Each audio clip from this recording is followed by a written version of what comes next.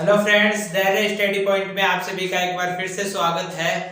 पिछली वीडियो में हमने प्लेटो ने जो शिक्षा सिद्धांत दिया था उसकी भूमिका के बारे में जाना।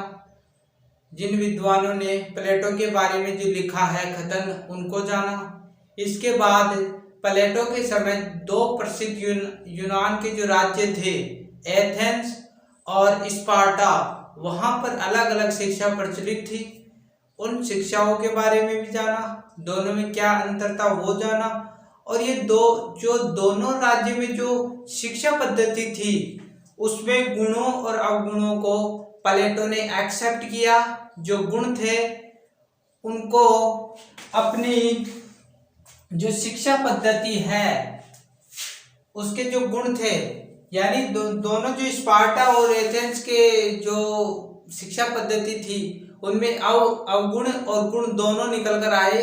उन्होंने गुणों को एक्सेप्ट किया और अपनी शिक्षा पद्धति थी उसको प्रबल बना दिया। तो आज अपन इस वीडियो में प्लेटो की जो शिक्षा योजना है, शिक्षा योजना की जो रूपरेखा है कि किस प्रकार की उनकी शिक्षा जो पद्धति थी, क्या विशेषता थी, कितने प्रकार की थी ये प्लेटो की शिक्षा पद्धति, वो जानेंगे।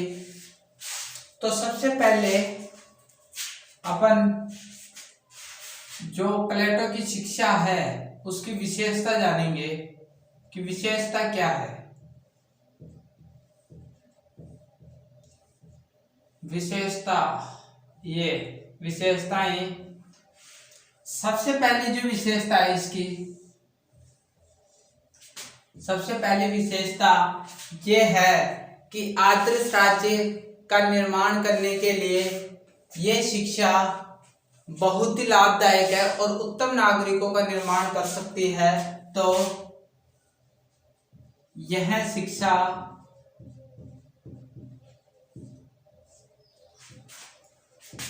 आदर्श राज्य के निर्माण के लिए उच्चतम नागरिकों का निर्माण कर सकती है। यानी यह शिक्षा आदर्श राज्य के निर्माण में उच्चतम नागरिकों का, यानी उत्तम नागरिकों का, वो यह शिक्षा पद्धति निर्माण कर सकती है। इसकी प्रमुख विशेषता ये है कि यह राज्य द्वारा दी जाती है। यानी प्लेटो अपनी शिक्षा पद्धति में ये कहता है कि शिक्षा अन्य राज्यों द्वारा, अन्य जो संस्थाएं हैं उनके द्वारा न देकर राज्य द्वारा दी जानी चाहिए। हमने स्पार्टा में, जो एथेंस में था, उस शिक्षा पद्धति में ये देखा था कि वहां परिवार द्वारा शिक्षा दी जाती थी, लेकिन प्लेटो ने अपने राज्य द्वारा शिक्षा का निर्धारण कर दिया, जो एक सही जान पड़ता है। तीसरी जो विशेषता है, यहाँ पर महिलाओं और पुरुषों, महिलाओं और पुरुषों को समान अधिकार था शिक्षा पाने का, समान अधिकार। यानी शिक्षा पाने का, प्लेटो की जो शिक्षा व्यवस्था थी उसको पाने का प्लेटो ने समान अधिकार, महिलाओं को और पुरुषों को समान अधिकार दे दिया। प्लेटो ने छात्रों की उम्र एवं वर्ग, यानी वर्गों कर दो, वर्गों के आधार पर शिक्षा को दो स्तरों पर बांटा, दो स्तरों पर बांटा। यानी प्लेटो ने अपनी शिक्षा को, यानी जो प्लेटो था उसने अपनी शिक्षा को छात्रों की उम्र और वर्गों के आधार पर शिक्षा को दो भागों में बांट दिया। अब उन दो भागों की अपन चर्चा करेंगे। तो सबसे जो पहला भाग था वो प्रारंभिक शिक्षा थी। प्रारंभिक शिक्षा पहला जो स्तर था शिक्षा का वो प्रारंभिक शिक्षा थी, जिससे और जो दूसरी थी वो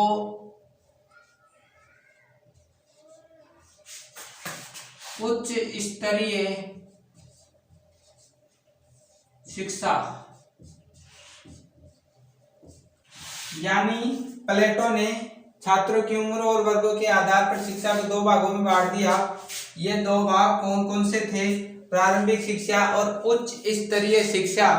तो अपन इन दोनों का वर्णन एक एक करके करते हैं कि इनमें क्या क्या दे रखा है, कौन कौन सी शिक्षाएं बच्चों को इन प्रकारों में करवाई जाती थी इन दोनों स्तरों में। तो वो दोनों देख लेते हैं। आप स्क्रीनशॉट लेना चाहो तो ले सकते हो।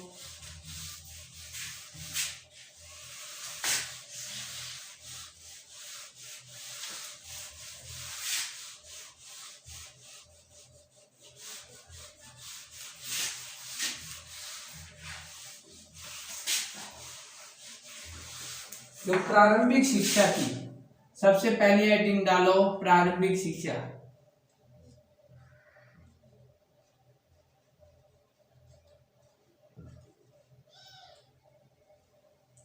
प्रारंभिक शिक्षा,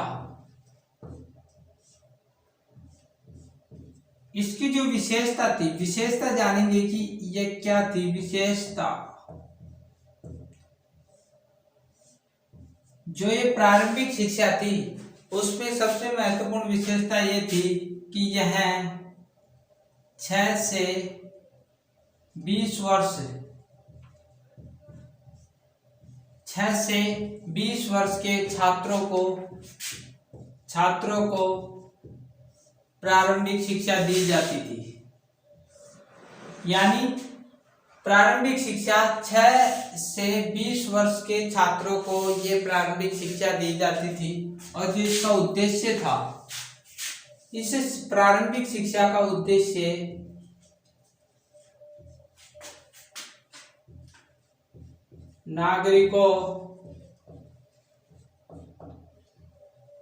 नागरिकों में सामाजिकता का विकास करना।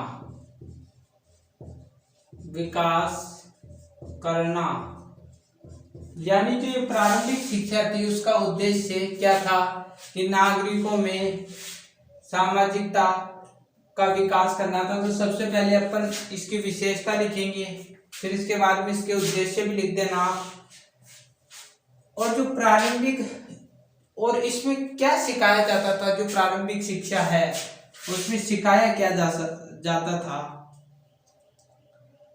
तो शिक्षा यानी इसमें पढ़ाया क्या जाता था। पढ़ाई यानी पढ़ाई क्या की जाती। सबसे पहले शौर्य सैनिकों का निर्माण, शौर्य सैनिकों का निर्माण। प्लेटो प्रारंभिक शिक्षा के माध्यम से बच्चों को, छात्रों को या आप बोल दो बालिकाओं को शौर्य सैनिक बनाना चाहता है अपने राज्य के लिए। उनके अंदर शौर्य, देश प्रेम देश प्रेम की भावना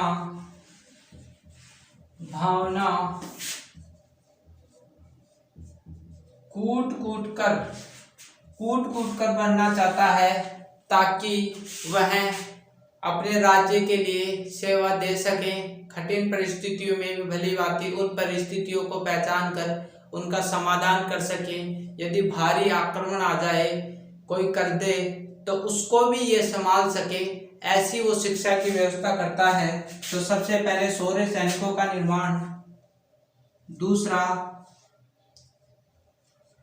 प्रारंभिक शिक्षा में व्यायाम एवं संगीत की व्यवस्था या शिक्षा बोल दो आप, या शिक्षा भी कर सकते हो।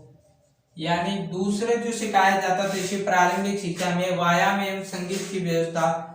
तो प्लेटो एक कथन प्रस्तुत करता है। यहाँ पर प्लेटो कहता है इन दोनों के बारे में, व्यायाम और संगीत के बारे में, कि शरीर के लिए व्यायाम एवं आत्मा के विकास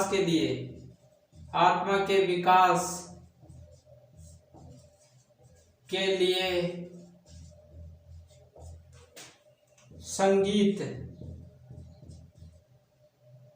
संगीत महत्वपूर्ण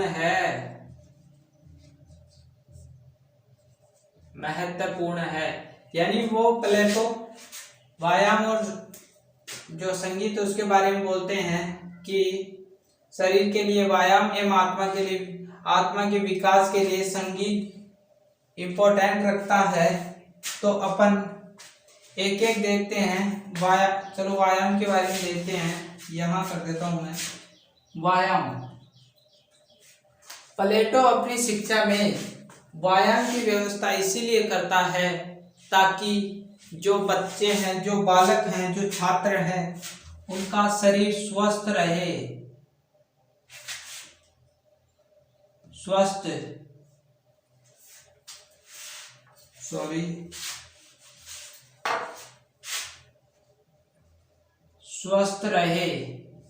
स्वस्थ रहे, शरीर सुडौल तथा मस्तिष्क में विचार अच्छे आए। यानी प्लेटो ये कहता है कि व्यायाम से स्वास्थ्य अच्छा रहता है, सुडौल शरीर रहता है और मस्तिष्क में अच्छे विचार आते हैं। इसीलिए व्यायाम की शिक्षा उन्होंने यहाँ की।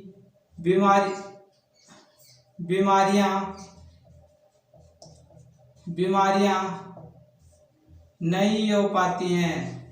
यानी व्यायाम करोगे तो बीमारियां बिल्कुल भी नहीं हो पाएंगी।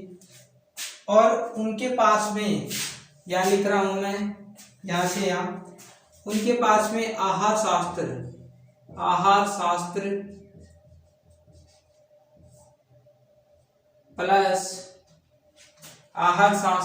प्लस चिकित्सा शास्त्र दोनों का ज्ञान था। यानी जो आहार शास्त्र है उसके बारे में वो ये बोलते थे कि आदमी को या बच्चे को, कोई भी हो, उसको सादा भोजन करना चाहिए। आहार शास्त्र का मतलब भोजन के बारे में बता रहे हैं। सादा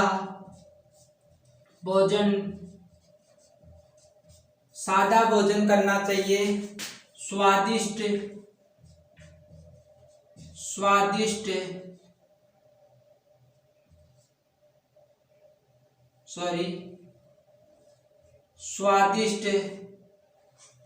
एवं गरिष्ठ भोजन भोजन नहीं करना चाहिए। आहार शास्त्र के बारे में बताते हैं कि किसी भी व्यक्ति को सादा भोजन करना चाहिए, स्वादिष्ट व गरिष्ठ भोजन नहीं कर सकते। यदि आप ऐसा करोगे तो बीमार हो जाओगे। और चिकित्सा शास्त्र के बारे में ये बोलता है कि चिकित्सा शास्त्र में जो डॉक्टर हैं वो बीमार व्यक्ति को जो बीमारी होती है उसको सही करने की बजाय उसको बढ़ा देते हैं। इसीलिए प्लेटो अपने राज्य में डॉक्टरों की व्यवस्था नहीं करता है, डॉक्टरों की व्यवस्था नहीं करता क्योंकि ये बीमारियों को बढ़ा देते हैं। और यहाँ तो प्लेटो ने सीधी सीधी बात ये बोल दी कि यदि कोई व्यक्ति बीमार है, यदि कोई व्यक्ति बीमार है तो उसको मर जाना ही बेटर है। इतना तक बोल दिया कि कोई व्यक्ति बीमार है तो उसको डॉक्टर के पास नहीं जाना चाहिए, उसको मर जाना ही अच्छा है। तो ये व्यायाम के बारे में उन्होंने बताया। आप स्क्रीनशॉट लेना चाहो तो ले सकते हो। इसके बाद में जो संगीत है उसकी चर्चा कर लेते हैं। यहाँ पर बोर्ड भर गया है। व्यायाम के बाद में संगीत की शिक्षा और संगीत के बारे में भी क्या विचार है वो भी डिस्कस करेंगे अपन।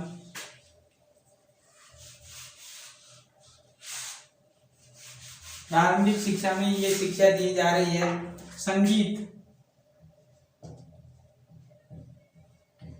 संगीत के बारे में क्या कहते हैं? प्लेटो कहते हैं कि संगीत का मतलब ये नहीं है कि कोरी गान विद्या, कोरी गान विद्या, कोरी ज्ञान विद्या का मतलब है कि सीधा सीधा गा दिया वो संगीत नहीं है। वो संगीत कोरी गान विद्या ही संगीत नहीं है। संगीत को क्या मानते हो? संगीत में संगीत काव्य, संगीत के बारे में बता रहे, काव्य, साहित्य, नृत्य, प्रेम, चित्र,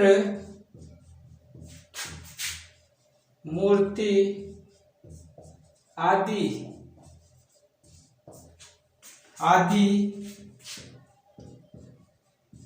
ललित कलाओं का प्रतीक है या प्रतीक है। यानी वो शिक्षा के बारे में बोलते हैं, संगीत के बारे में बोलते हैं। और संगीत की व्यवस्था प्रारंभिक शिक्षा में की गई है। तो संगीत के बारे में बोलते हैं कि संगीत कोरी गान विद्या नहीं है। संगीत में काव्य, साहित्य, नृत्य, प्रेम, चित्र, मूर्ति, ललित आदि कलाओं का प्रतीक देखा जाता है। इसके बाद में शौर्य सैनिकों के निर्माण की शिक्षा होगी, संगीत और व्यायाम की शिक्षा होगी। अब तीसरी जो शिक्षा है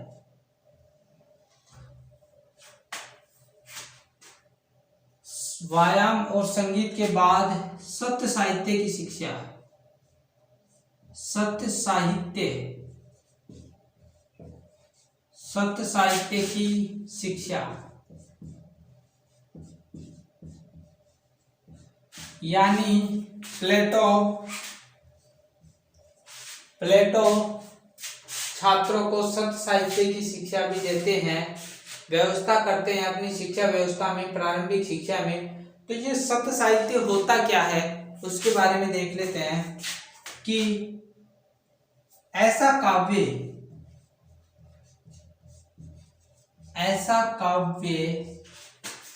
जो ईश्वर और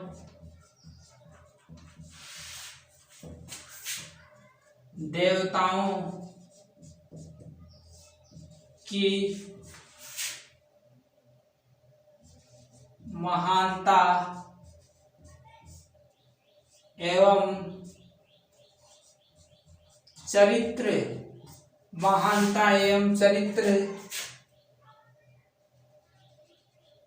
को बताए या शिक्षा दे या बखान करे। यानी ऐसा काव्य सत्य साहित्य के बारे में बता रहा है प्लेटो कि ऐसा काव्य जो ईश्वर और देवताओं की मानता और चरित्र के बारे में हमें बताए वो सत्य साहित्य है। तो प्रारंभिक शिक्षा में हमने 3 शिक्षाएं देखी। मैं बार बार रिपीट इसलिए करता हूँ क्योंकि आपके दिमाग में मैं जो पढ़ा रहा हूँ वो बिल्कुल सेट हो जाए, इसी कारण मैं ऐसा करता हूँ। तो 3 पॉइंट देखे हमने इस प्रारंभिक शिक्षा में।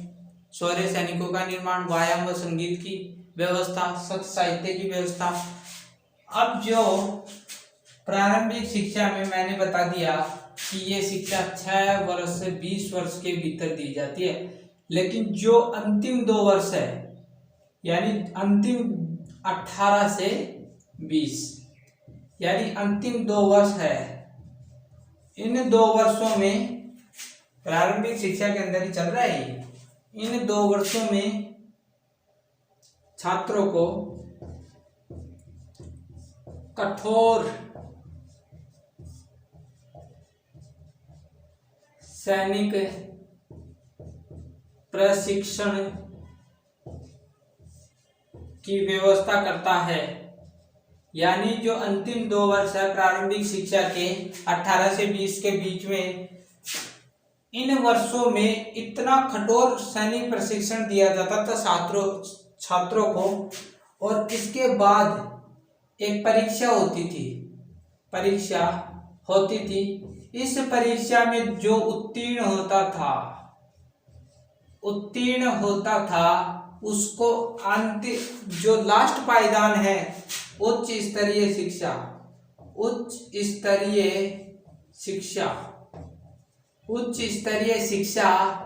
में दाखिला मिल जाता था, उसको प्रवेश मिल जाता था।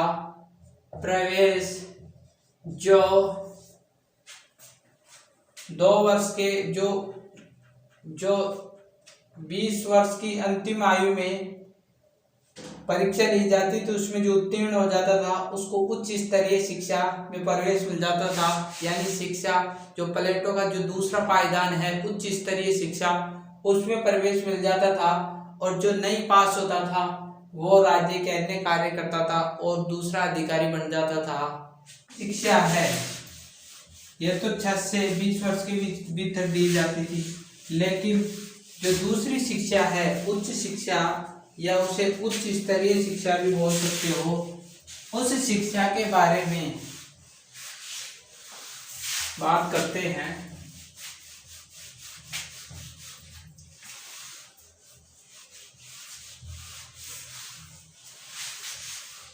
जो दूसरा रूप है प्लेटो की शिक्षा का, वो उच्च स्तरीय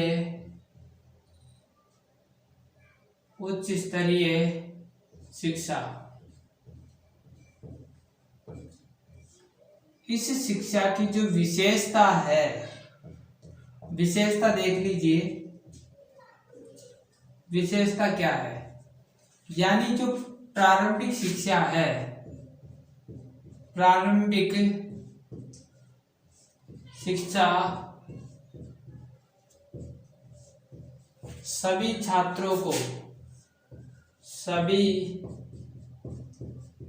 छात्रों को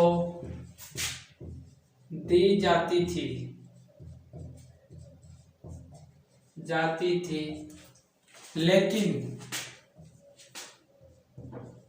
लेकिन उच्च स्तरीय शिक्षा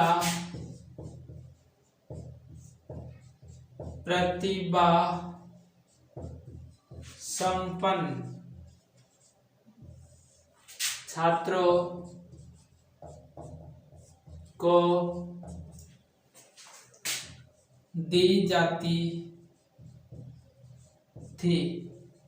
ये दोनों के बीच में तुलना भी हो गई और इसकी विशेषता भी हो गई कि प्रारंभिक शिक्षा तो आप सभी छात्रों को देते हो, यानी प्रारंभिक शिक्षा तो सभी छात्रों को दी जा रही थी, लेकिन जो उच्च स्तरीय शिक्षा है वो प्रतिभा संपन्न छात्रों को दी जाती थी।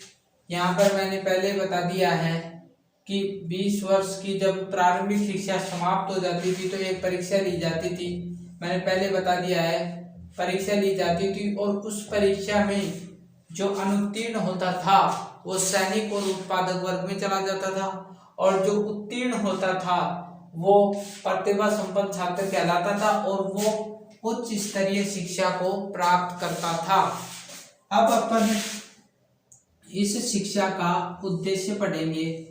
उद्देश्य क्या था?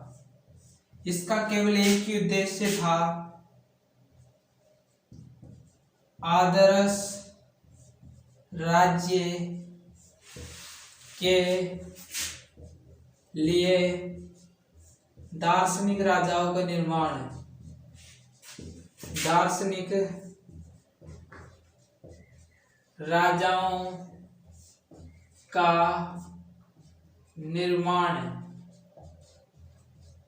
यानी उद्देश्य इसका केवल ये था उच्च स्तरीय शिक्षा का कि आदर्श राज्य के लिए आप दार्शनिक राजाओं का निर्माण करो, ये शिक्षा ये कहती है।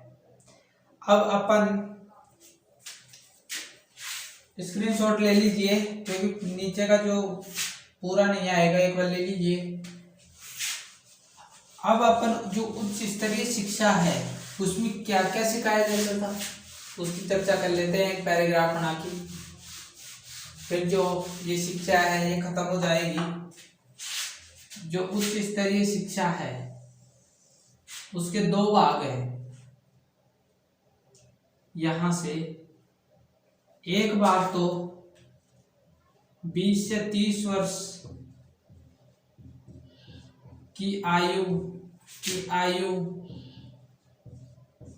में शिक्षा, यानी एक पार्ट तो आपका हो गया कि 20 वर्ष से 30 वर्ष की आयु में शिक्षा दी जाती थी इसी में, और दूसरा पार्ट 30 से 35 वर्ष की शिक्षा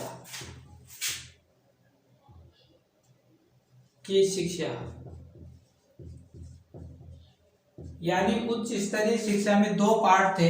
एक तो 20 से 30 वर्ष के भीतर शिक्षा दी जाती थी और 30 से 35 वर्ष के भीतर शिक्षा दी जाती थी। तो इसमें क्या शिक्षा दी जाती थी पहले वो देख लेते हैं। पहली तो ये थी इसमें कि छात्र को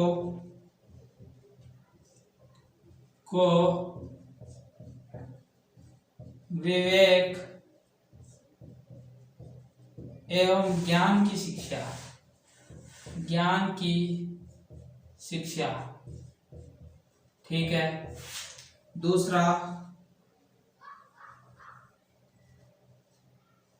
दूसरी जो इसमें शिक्षा दी जाती थी वो गणित,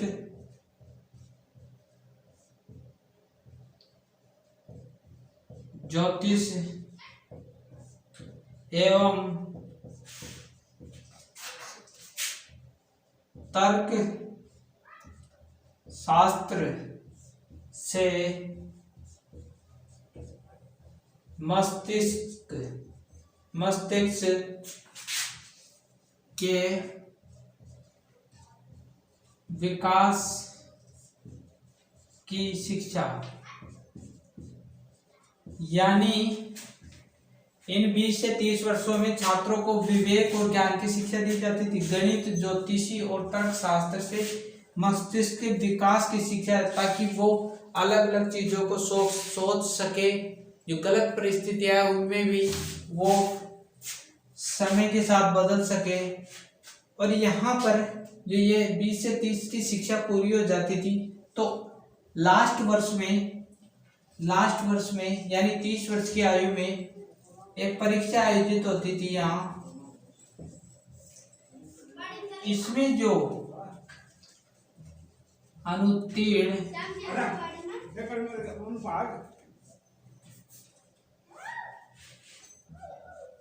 उत्तीर्ण यानी जो अनुत्तीर्ण होता था उसको राज्य का साधारण अधिकारी, यानी जो अनुत्तीर्ण होता था इस परीक्षा में 30 वर्ष की आयु में, उसको राज्य का साधारण अधिकारी बना दिया जाता था। और यदि जो उत्तीर्ण होता था उसको 20 से 30 वर्ष की शिक्षा में प्रवेश मिल जाता था। यानी जो उत्तीर्ण होगा उसको 30 से 35 वर्ष की अंदर जो शिक्षा दी जा रही है उस शिक्षा में उसको प्रवेश मिल जाता था। अब ये देखेंगे कि 30 से 35 वर्ष की आयु में क्या शिक्षा दी जाती थी। तो यहाँ पर द्वंद्ववाद की शिक्षा, यहाँ पर द्वंद्ववाद की शिक्षा दी जाती थी। इस द्वंद्ववाद में अशुद्ध तत्वों का ज्ञान कराया जाता था। यानी जो द्वंद्ववाद की इसमें शिक्षा दी जा रही है उसमें अशुद्ध तत्वों का ज्ञान कराया जाता है। जब अशुद्ध तत्वों का ज्ञान हो जाएगा तो शुद्ध तत्व ही निकल कर आएगा। यानी जो जीवन में जो गलत चीजें हैं और सही चीजें हैं उन चीजों का ज्ञान ही द्वंद्ववाद है। तो इसमें शिक्षा दी जाती थी। जब 30 से 35 के बीच में ये शिक्षा पूरी हो जाती थी, लेकिन इसके बाद भी प्लेटो ये बोलता है कि 35 वर्ष तक तो आपको सिर्फ बौद्धिक शिक्षा दी गई है। बौद्धिक शिक्षा ही मिली है आपको। 35 वर्ष तक तो अब तक जो सीखा, यानी 35 वर्ष तक जो सीखा उसमें तो आपको बौद्धिक शिक्षा ही दी गई है। व्यवहारिक शिक्षा तो आपको मिली ही नहीं अभी तक। यानी जो व्यवहारिक शिक्षा तो 35 वर्ष तक आपको मिली नहीं।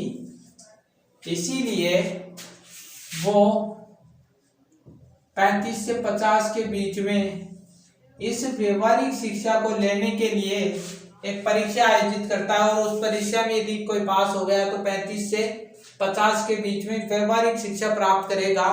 और व्यवहारिक शिक्षा किस प्रकार प्राप्त करेगा, उसको संसार के सभी तूफानों से गुजरना पड़ेगा, यानी सभी संकटों से गुजरना पड़ेगा। यानी संसार के सभी संकटों से, यानी सभी संसार के जितने भी संकट हैं उनके थपेड़े खाने पड़ेंगे। थपेड़े का मतलब उसको भोगना पड़ेगा। और इन सभी कठिनाइयों से यदि वो गुजर जाता है तो उसको लास्ट में दार्शनिक राजा बना दिया जाएगा। दार्शनिक राजा। और यही ये शिक्षा समाप्त हो जाएगी। और मैंने पहले ही बता दिया है कि जो ये शिक्षा है उच्च स्तरीय शिक्षा, उसका उद्देश्य भी ये है कि दार्शनिक राजा का निर्माण। तो दार्शनिक राजा तब बनाया जाएगा जब 30 से 35, यदि 35 वर्ष से पहले ही आप अनुत्तीर्ण हो गए तो आपको दार्शनिक राजा नहीं बनाया जाएगा। 35 से 30 वर्ष की आयु में आपको बौद्धिक शिक्षा मिली,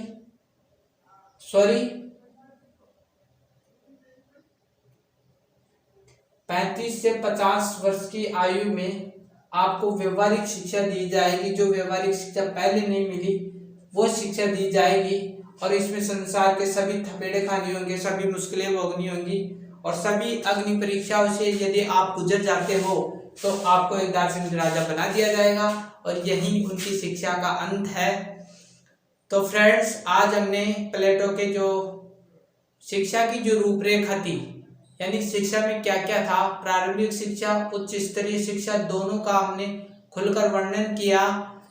और इसके बाद जो अगली वीडियो आने वाली है उस वीडियो में जो लास्ट इसमें लास्ट टॉपिक है, यानी जो प्लेटो की शिक्षा है उसकी विशेषता की बात करेंगे कि प्लेटो की जो शिक्षा है उसकी विशेषता, प्रमुख विशेषता क्या है, उसके बारे में डिस्कस करेंगे। तो तब तक के लिए थैंक यू।